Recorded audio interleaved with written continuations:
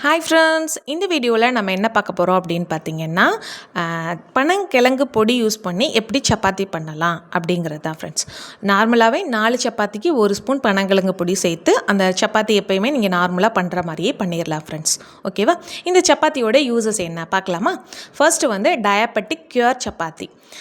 Diabetic வந்து control ஆகணும், நான் சாப்பிட்ற சாப்பாடு செமிக்கணும் அப்படின்னு நினைக்கிறவங்க இந்த சப்பாத்தியை சாப்பிட்லாம்.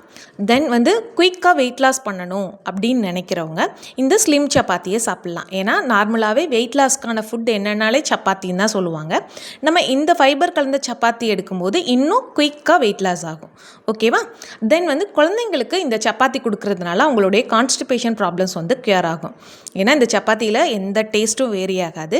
அதனால் உங்களுக்கு அந்த ப்ராப்ளமும் சரியாயிடும். இவங்க மட்டும்தான் சாப்பிடணுமா அப்படிங்கிறது இல்லை. நார்மலாக சாப்பிட்ற சாப்பாடு யாருக்கெல்லாம் செமிக்கணும்னு நினைக்கிறீங்களோ அவங்க எல்லாருமே வந்து இந்த சப்பாத்தியை சாப்பிட்லாம். ஓகேவா?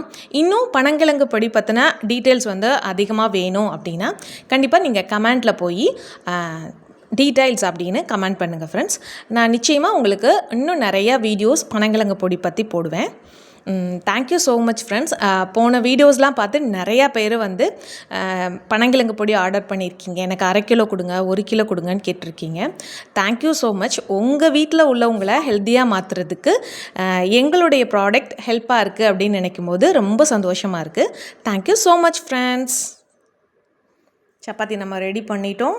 இனிமேல் போட்டு சாப்பிட்றது மட்டும்தான் வேலை. ரிச் ஃபைபர் உள்ள சப்பாத்தி ரெடி பண்ணியாச்சு. சாப்பிட்லாமா? Thank you so much friends.